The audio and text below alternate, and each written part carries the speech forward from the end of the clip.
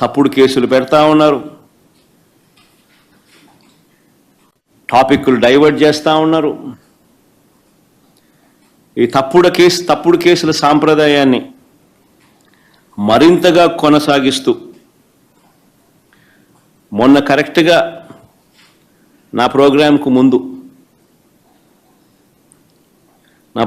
ముందు రోజున topic divert చేసేందుకు ఉపయోగపడుతుందనే ఉద్దేశం కూడా ఒక కారణం. రెండో కారణం,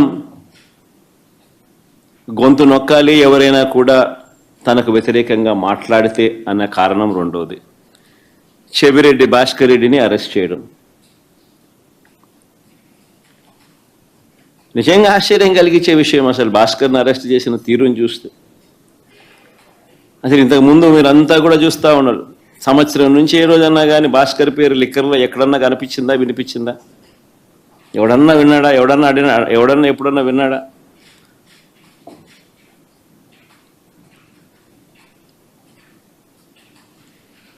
భాస్కర్ని ఇరికిచ్చేందుకోసం తప్పుడు సాక్ష్యాలను క్రియేట్ చేస్తూ ఉన్నారు.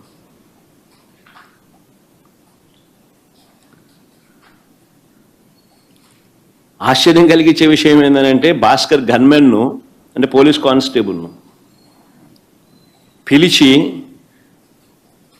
భాస్కర్కు వ్యతిరేకంగా లిక్కర్ స్కామ్ ఏదో ఉంది అని, ఆ లిక్కర్ స్కామ్లో తాను ఏదో ఇన్వాల్వ్ అయి ఉన్నాడని, ఆ లిక్కర్ స్కామ్లో తాను డబ్బులు ఏదో ఉన్నాయని కానిస్టేబుల్తో స్టేట్మెంట్ ఇప్పించుకునే ప్రయత్నం చేస్తే ఆ గన్మెన్ ఆ కానిస్టేబుల్ ఎవరైతే ఉన్నారో ఆ కానిస్టేబుల్ ఇలాంటి తప్పుడు స్టేట్మెంట్ నేను ఇయ్యలేను అన్నందుకు తనను కొట్టి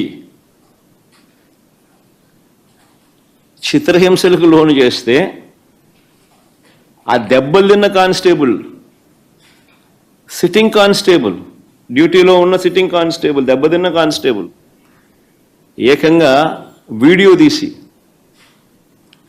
తనకు తగిలిన దెబ్బలన్నీ చూపిస్తూ, ఆ దెబ్బలను డిస్ప్లే చేస్తూ, జరిగిన సంఘటన తాను చెబుతూ డీజీపీకి లేఖ రాసి గవర్నర్కు, ప్రెసిడెంట్ ఆఫ్ ఇండియాకు లేఖలు పంపించినాడు.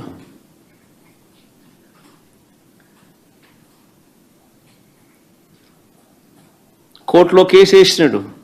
నిన్న కేసు హియరింగ్ కూడా వచ్చింది.